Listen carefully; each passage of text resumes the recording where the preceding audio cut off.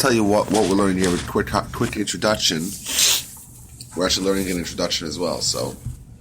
But the Rambam has a very famous introduction that he gives to the Mishnah in Pirush Mishnayos, and he has a very famous introduction that he gives to Pirkei Avos called Shemona Prakim.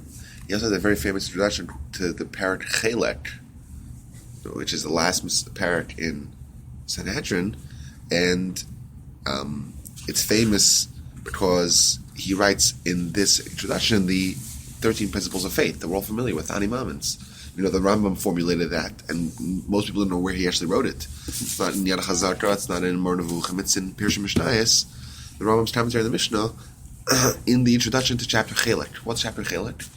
Chapter Chelek starts off with the Mishnah, Kol Yisrael Yishem Chet L'Olam Haba. Everyone has Chet L'Olam Haba. So if you want to know any Gemara that talks about Olam Haba, this is a Gemara. And people don't have Olam Haba, people don't believe in Mashiach, or people don't believe in Tchias HaMesim. All these esoteric ideas in Judaism people don't really know anything about, but they're kind of curious to know. It's all stressed here.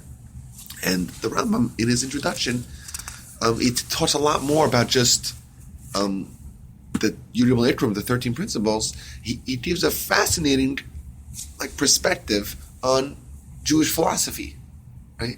And for sure, highlighted the ideas of reward and punishment, which is a huge idea people don't know a lot about. What does it mean? What does Mashiach mean? What does Gan Eden mean? What does Olam Haba mean? What does Tchias HaMesim mean? What do these things mean? Definitions. Also, he talks about a lot of crucial perspectives in Judaism with regards to motivation and lishma and shaloi lishma. These are big ideas. Why should we do mitzvahs? What's the motivation behind it? What's the proper motivation? And he has also dispersed through this wonderful essay. He has he touches on other things like how to learn Chazal, and he tells you there's 3 ways that people learn Chazal: this way, that way, and these 2 guys are toast and don't even remember what I have to say. And he says the 3rd way is the proper way to learn Chazal. So, a lot of things that are crucial for our Jewish worldview are discussed in this Rambam, and I found it fascinating when I learned it myself. So I thought we'd learn it here together. How say y'all? Yeah. Okay. By the way, I'm gonna have to run down for a second to pick up something. Okay.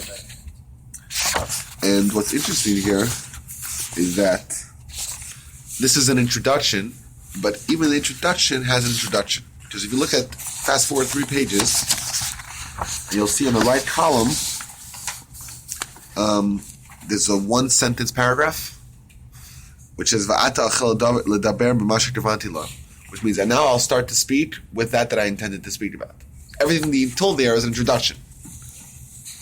So let's start from the beginning. We'll read it. I'll read in Hebrew, translate in English, and let's see what he says. Yeah? How are we doing? Go for it.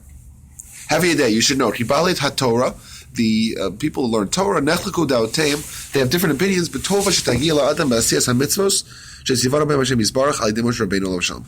There's a disagreement as to the goodness that we get as a result of doing the mitzvahs. Everyone agrees that you do mitzvahs, you get good, right? And conversely, and there's going to be bad, right, punishment in some form or the other if someone does not do the mitzvah or someone transgresses mitzvahs. But there's huge disagreements as to what the nature of this punishment and reward is. There's so much disagreement according to the differences of their intellect. And it became a huge hodgepodge, a huge mess. It's lots of unclarity. Lots of people don't know. It's shibush. You won't find anyone that has clarity in this issue. I think that Rambam was talking in his times. It's for sure compounded in our times.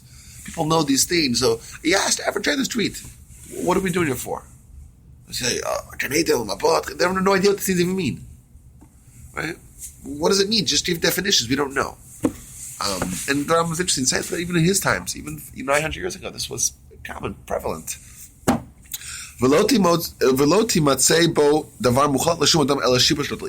find a davar shalom, a complete perspective on these issues. You can't find anyone. And now he says that there's such disparity. There's five different perspectives that people give. Kat Rishona, the first group of people, Soveres, Ki Atova Hu Gan Eden, that the good thing that happens to us is Gan Eden. We all hold the term Gan Eden, paradise, whatever you want to call it, Garden of Eden. And that's the ultimate goal according to this first group. It's a place that you eat and drink without any hard work. No stresses of life. Without toil. There's houses made out of fine gems, and these silk beds, and there's just wonderful rivers flowing with wine, and these flavored spices of oils, whatever. Wonderful, transcendental, physical pleasures. And the bed, that's the good. You do mitzvahs, you get that. You want to get a ticket, a golden ticket into this wonderful place? Got to do mitzvahs. Deny the physical pleasures now to get the physical pleasures. Oh, maybe, yeah. And the bad, conversely, what's the bad? It's Gehenim. Huh? Why not? What's spiritual? Eating, drinking, houses. Well, this is Gan Eden. He's talking about Gan Eden. The first group is said that Gan Eden is the ultimate goodness, and it's a place of wonderful, just it's like the physical blissful. Pleasures, just better. It's blissful it's physical pleasures. That's if you do good. If you do bad, is that a true return where like you would get like you no longer have knowledge of good and bad? What do you mean? Are you different? Are you changed as a human? Yeah. I don't know. Why would you think so? I don't know. If Gan Eden, the way Hashem created it, would have been the ideal and the ideal reward, then wouldn't man in Gan Eden be that same way? Well, we know that Adam was in Gan Eden, and he was at the same place. It might be two different Gan Edens. It's not clear. So I don't know if it's the same place. Is it a place on earth that called Gan Eden that we just don't have access to? That's what it was by Adam, right? Yeah. It says that man just took him from this part of the earth and moved to that part of the earth. And put this flaming, spinning sword in front of a Gan Eden. You can't get in. Seems like it's a place on earth, and obviously a place where there's challenges. It seems to me that the argument here is that we were banished from Gan Eden, and then because of transgression, and then rectify that, get back. Get back. Yeah. Yeah, well, that's what a lot of people think, right? Yeah. And this sounds like I know that there's the Chabad has a song that they sing that when Mashiach comes, there's going to be candy growing on trees, which is a nice thing to do to tell our kids. I don't even think it's so good because you get sugar rush and yeah. You don't gain weight in Gan Eden. But the point is that this is a perspective that people have. V'chiara, and the punishment is a place that's burning with fire. They burn the corpses. People suffer in different pain and suffering. It'll take very long to describe the story or the measure of the pain.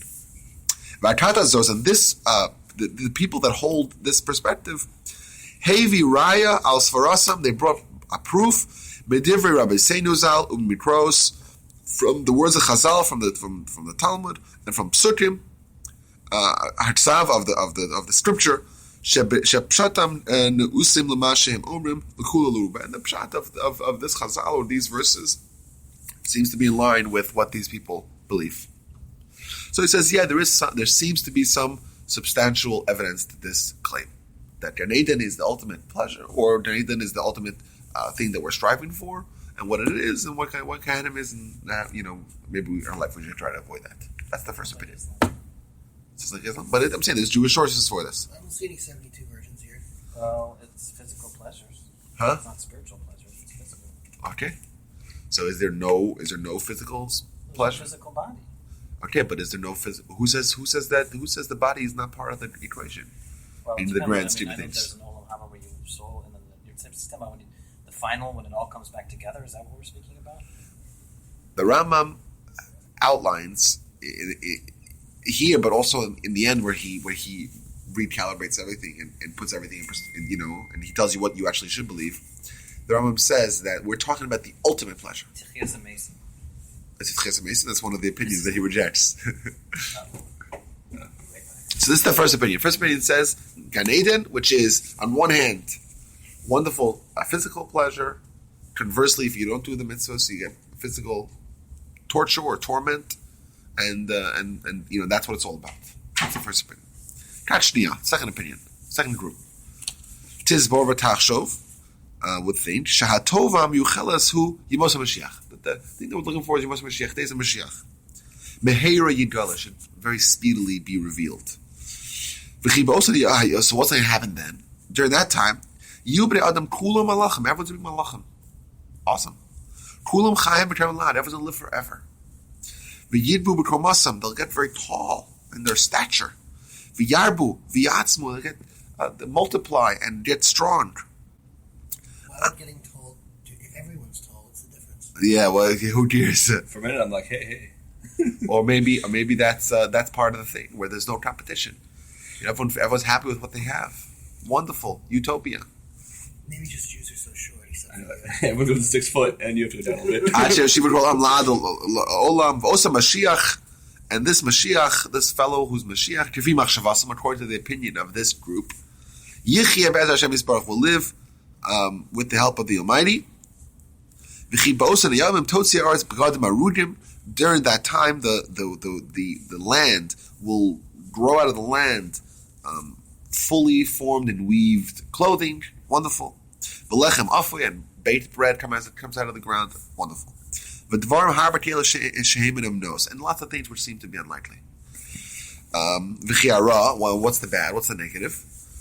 You'll miss out. Right? You barred entry. You don't get involved. Below yistil rosa won't be able to see it. We're very right with the bidvarim rabim mitzuyim lachachamim u'atzuvim mikra yastim pshatam l'mashem open arlut sasa. And they'll bring proofs. Once again, they'll bring proofs from Chazal, from the words of the Talmud. They'll bring proofs also from psukim, from Scripture, which seems, at least at a superficial level, to seem to corroborate either partially or fully with what they're saying. But again, it's physical pleasure. Seems like a physical pleasure. Right? Yes. Okay, what about the next one? Rikat Shlishis. Tachshov. Ki atova shenekavla l'tchias hamesim. The thing that we're actually yearning for is called tchias hamesim. Resuscitation of the dead. Vuhu. What's the wonderful party of that? Sheyich adam achamoso. A person will come back to life after he dies. V'yachzer krov, and he'll hang out with his relatives, ubnei beison, and the people of his household. V'yochel v'yishtav le'im, and he'll eat and drink, and he won't die. And the Rambam throws in eat and drink. By the way, not to say that it's about eating and drinking, means he's trying to give an indication of what kind of life it is. Like normalcy. It's normalcy. It's life with eating and drinking. It's physical life. Because, this is one of the harbingers of all these groups is that there's a physical component to it. Mm-hmm. That's why the Rambam tells you, you'll come back to life, you'll hang out with your family, you'll eat and drink. Yeah. Why is it important to be eating and drinking? Okay, I'm eating and drinking now. That's so exciting. The point is that it has a physical nature to that reward. You'll never die. How wonderful is that? And so if you do mitzvahs, you follow the word of Hashem, you do the Torah, you listen to the commandments, you get tchias hamesim, you're able to party with your family, you'll never die. Wonderful. And the bad, the negative, you'll never die, you'll never be resuscitated, you'll just be dead and remain dead. With other people that comes to life. Everyone comes back to life. Everyone's part of the party. Yeah, you missed. We said the first group believed in Gan Eden, physical pleasure. Second group is Mashiach. They say Mashiach is, and Mashiach is also a measure of physical pleasure. Tchias hamesim is the third one we're up to right now, and that is when people will come back to life and hang out with their family and eat and drink. We pointed out that when the Rambam says eat and drink, the Rambam is trying to tell you that has a physical nature to it. It's a physical life. Is he trying? What's exactly is he trying to? Is he trying to solve the question of what happens after you die? Right. He started off with the question of ultimate reward and punishment. What's the ultimate? Okay, this is an important thing because what the Rambam is going to do in the end, we'll see, is that he's not going to reject the idea of Mashiach or the idea of Gan Eden or the idea of Tchias hamesim. Right? He's not going to reject any of these ideas. What he's actually going to do is put them in perspective and say how they're not actually the ultimate. They're gravy. Right? It's a nice thing to heap on, but it's not what we're really striving for. And that's lishma. And I'll explain what that means. But this group says that the ultimate is Tchias hamesim. You get to live, you get to eat and drink, party. And if someone doesn't do the mitzvahs, what's the punishment? You'll never come back after you die. Everyone will be partying back alive. You'll be dead forever. And this group brings proofs, multiple proofs from the words of the rabbis, the words of the sages, upsukim and amikra and psukim and verses from scripture, shepshutam, that the simple understanding Yorah will point to al mashem omrim or al mitzasel. Once again, this group also has something to hang their hat on from scriptural and Talmudic sources that seem, according to the simple understanding, to indicate that the ultimate pleasure is what they think it is. That's the third group. What is the fourth group? This is an interesting group. Tachshov ki kavana. They will think that the intention mitzvahs that we will attain with doing the mitzvahs, hi menuchas harguf, which is the resting of the body, v'asagas hatayvos, and accomplishing the tayvos ha'olamios, the worldly temptation, b'olam hazeh, in this world. What's been accomplishing it? It's getting whatever you want. Satiating our pleasures, physical pleasures. That sounds like a little bit like the that sounds terrible, Islam. Right? Sounds like Islam. But no, this world, not next world. No, nothing else has to happen. You don't know Mashiach, no Gan Eden. You have to be transported to any other place. You don't have to. So people are saying that this is the ultimate. Yeah, you do mitzvahs, you get goodness. What's the goodness? You have to be shomen aratzos. You have lots of prosperity, benechasim rabim, lots of stuff. V'rov habanim, lots of kids. Beres guf and health, v'shalom and peace, v'betachan and security. All the wonderful things. The one thing that's changed in our society today is it doesn't say lots of kids with all that, because that just takes away from the pleasure. Yeah. V'yosa melech Yisrael, and they'll be a king over the Jews. Will be in charge. We'll have our own state, maybe. And the punishment if we reject the Torah is the opposite of that. Like we are today in the day of the Golos. You'll have Golos, you'll have misery, you'll have a hard time with your kids, you won't be happy. All the bad things. If you view right, and they once again, this group brings a proof according to their svara. Torah, all the psukim of the Torah, Valklolos, and the curses. We know two places in the Torah of the Tochacha, which says very clearly, do the mitzvahs, wonderful, all the goodness, prosperity, health, happiness, and all the good things that we want in life. You don't do the Torah, you have the klos, you have the curses. The curses, all these terrible, miserable persecution, exile, right? Pain and Holocaust, and terrible things. So they bring proofs. Okay, and the final, and they put mitzvah all together, and this is Vehem Harbe, and there's lots of people that hold on this. They bundle it all together, all these previous four things. And the Tchias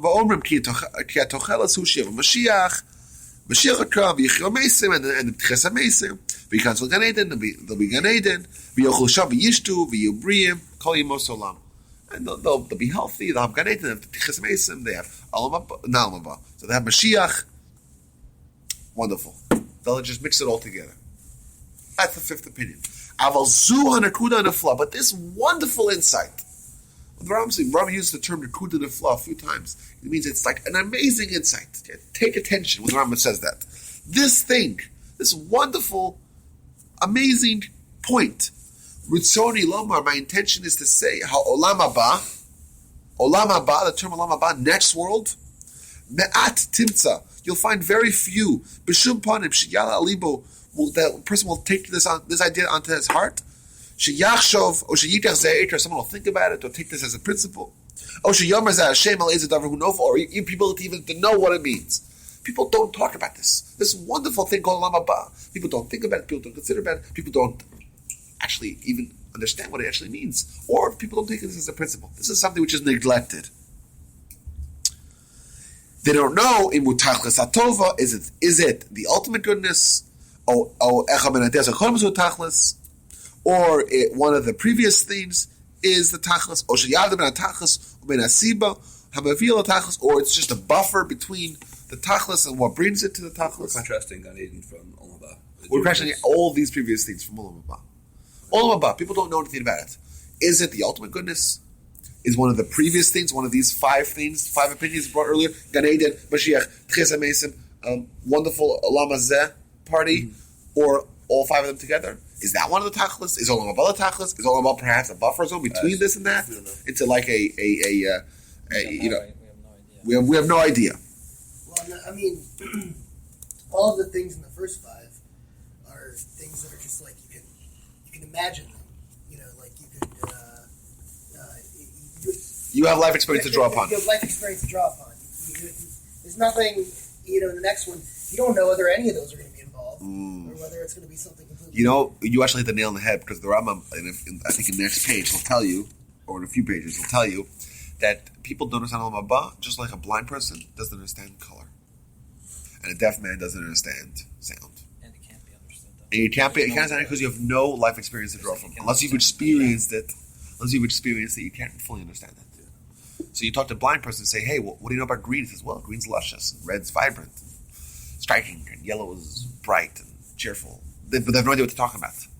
It's just, people told them that, but they have no idea what that even means. There's no way to describe it. There's no way to define it unless you've actually experienced it. Hashem set it up that way? Does he say why? Because you would be, like, if you're trying to encourage somebody Probably, to do something, yeah. I think he does. To relate to it. I think he does. He does explain.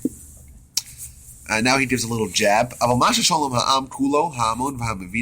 people do ask, he's like, people waste their time with all these silly questions. What's the question? How are dead people going to come up? Are they going to come up? They can be naked?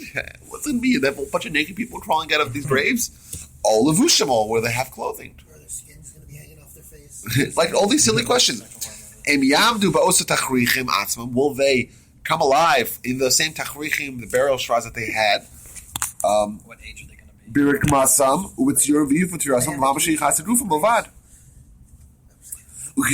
Mashiach comes. People ask, well, what's going to be Mashiach comes? Will there be income inequality? Or will the rich person and the poor person be equal? All these questions.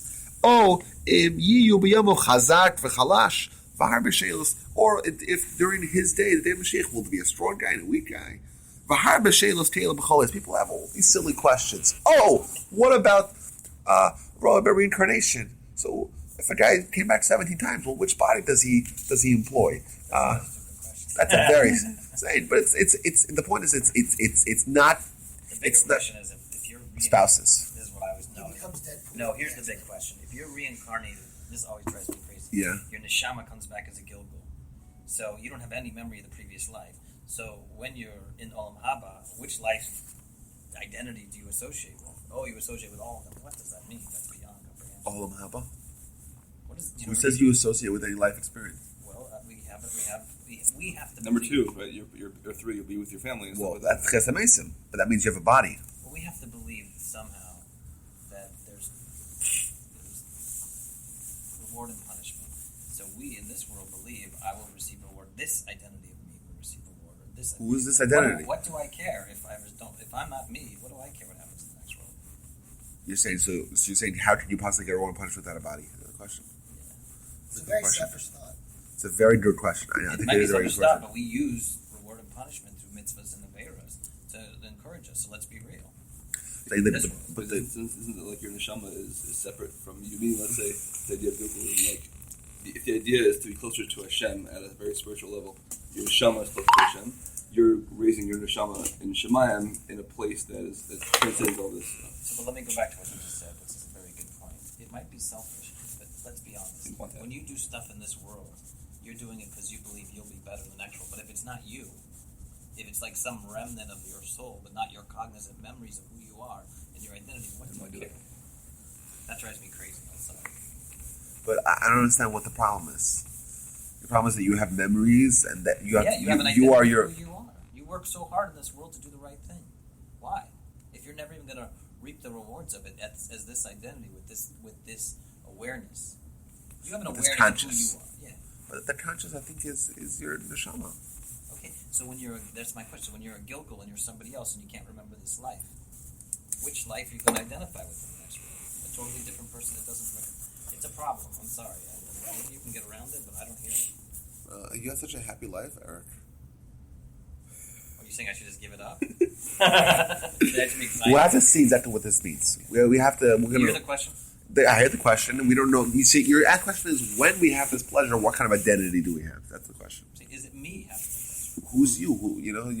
So if you're saying 100 years ago, there was a guy who was even more handsome than you. Who was you? Who was saying, "Who's this guy Eric? Who's I'm going to be in 100 years?" So from then now? why work so hard in this world? I'm not saying I'm going to stop doing it. Don't get me wrong, but you hear the question. What do you mean? In other words, if I'm not going to, if you work for me, let's say you're You're hypothetically, let's say you're saying how is the reward if it's not applied to you? right. Why work so hard if you're never going to reap the rewards? What you're saying is it's not really a reward or a punishment unless If it's not attached you. to the awareness Thank you. of being that's you. That's what I'm saying. Can't put any clearer than that. I think this actually, what you're asking is about what do we mean when we say you? Do we mean your body or your soul? Or perhaps it's like a confluence, some coagulation of the two.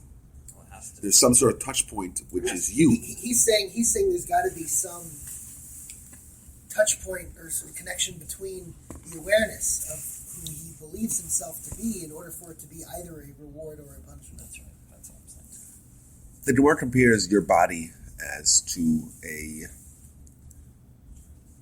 There's other comparisons that are used as well, but the Gemara compares the body and soul to be the body being blind and the soul being lame.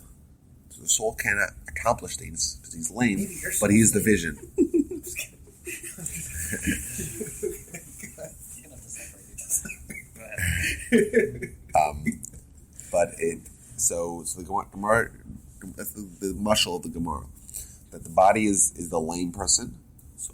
The soul is lame, but it has the vision, it sees everything, but I can't do anything about it. It doesn't have the tool to act upon its vision, and the body is blind, has actually no vision, but it's able to accomplish what it means. So the example given is a lame person and a blind person were contracted to watch a field, to be guard, to be a guard on the field, and they're sitting there and they say, the lame person says, "Oh gosh, look at these wonderful trees that I see. Maybe you give me a piggyback ride, and I'll direct you right, left. Hey, hello, and would you eat the fruits?" Well, it's a horse and a rider much. A horse and a rider much, but this is the Gemara uses this. And the climbing, he gives him a ride, and he says, "Oh, make a right, make a left," and eventually they get to the trees, they eat up all the trees, and comes back the owner of the field, which is in this example the Almighty, and he says, "What happened to my trees?" And the lame person says, "Look at me, I couldn't have kind of gotten it. I'm lame." Right? The other guy says, "Look, I couldn't even see them. I'm blind." So that's the example of the body and the soul and how they interact. So if in this case the soul is the lame person or the lame entity, but that has all the vision, maybe the soul is the receptacle for all the memories and for. I assume it is because you don't have a body when you go to the next world. The point is, though, we're still not answering the question. The soul, my soul today here, my neshama, okay, has an awareness. That's what makes me alive. Okay, the tchias of my soul has. I'm motivated by Torah right? To do mitzvahs and to avoid averos, like it says in Mesil Shashar, because I want to sit in the palace at the end. That's what Mesil Shashar says. I read it, try to read it a lot. Don't read enough. If this neshama, this awareness, is never going to reap the rewards of that. But who says that the awareness is not going to reap the rewards? I'm saying that's my original question to you. If you are a Gilgul neshama, and we know they exist, my neshama could be reborn as someone else that has no memories of me. Okay. Who is going to? Is there going to be 18 different? I'll tell you what happens. At its core, I'm going to guess. At its core, your neshama probably is the same, right? In each incarnation, your experiences might be different, but at its core, it's probably the same. And as a result, the detail that you're married to Joanna Pines and your kids, are who they are. And your employees. Your employees are who they are. Those are details. Those are just details. and the reward that you would be getting would be the same reward regardless of those details. But would I even know it's my reward? This Eric in this world, is it going to know that it's a reward in the next world? That's what I'm struggling with. Well, When yeah. there's 18 Whenever Gilgul Eric's there, the point with the which is me. Gilgul is that the first iteration of Eric didn't do what it needed to get there, so it was power washed, and all the memories were wiped away and freshened up and put it into Eric. And Eric's going to accomplish. And who cares about those other previous iterations of you? They failed. That's why you're around. So you're saying if If you're not successful enough to get to Lamaba and you lose you lose your basically memories of that world, that your identity in this world. Hence, that's probably why it's a pretty painful experience. Well, it's not painful. It doesn't even exist. You hit the... No, but it's you don't painful. know you lost it. Well, No, but it's painful for you So here's as the person who has all those memories, and you cherish like your conscious here's the question. and your bastion of life experience, and they say, "Oh, you're about to forget it all." But if then it's gone. hold on. But if that's the case, we're not just talking about rewards. We're talking about punishments too, right? So if you're wiped clean rather than being punished, what are the punishments? Right. There's no rehabilitation, as we would have said yesterday. We were talking on criminal law. There's no rehabilitation. Well, I mean, the punishment is not necessarily rehabilitation. I mean, It's a the lot. power wash. Because It's a lot of these theories that he's talking about are final theories. When you're dead, you're dead. You're not coming back. But that's not my understanding. Like of what it's a Judaism final is about. punishment. Like, so the question is that if you're really just going to be power washed and Between the dying and the power wash. then you're basically given a free pass to fail over and over again until you finally make it. So it must be the power washing is very bad. And it must be that between dying and power washing, there's more bad stuff going on. Gehenna, No, what I'm saying is that so that then it might be a disproof of all the theories that are final for punishment, and a proof of theories that are not final. I don't know why we have to talk about reincarnation. Like, Because it's a riot against. But the Rambam famously doesn't hold of reincarnation. Oh, he doesn't. Doesn't hold it. Yeah. Oh, well, that helps. I never knew that. I thought everyone held it. No. Okay, so I'm glad we talked about that. Yeah, the Rambam famously doesn't hold it. Okay, so I never knew that. That's really I have So we're all zero original yeshiva Neshamas? background, so I would not know these things. Yeah, We all have zero. We're all in the original Neshama? that's what the Rambam would say. So I would love to see that next time inside because that It's well known. It's well known. Oh, it's not that I don't trust you. But Yeah. I'm curious where it is. All right, we should probably do stuff. Okay, so let's just recap what we have. We're on a mission. We're trying to figure out what the Jewish perspective is of ultimate reward and punishment. We have what the Rambam introduced five and really 6 ideas: Gan Eden, Tchias HaMeisim, Mashiach, Olam Hazeh partying, a mixture of all 5, a fusion of all 5, and lastly he says that Olam Haba people don't talk about, people know about it, people ask questions about it, and people just waste their times with silly questions of, what kind of dress am I wearing when I come at Tchias HaMeisim, at my grand entrance. What is my body going to look like? And next week he's going to say a mushal, but he's going to actually leave it to us to draw the initial parallel. He eventually will get back to it, but you'll read this mushal and your eyes will pop out of your brains. I don't know. Okay, see everyone next week.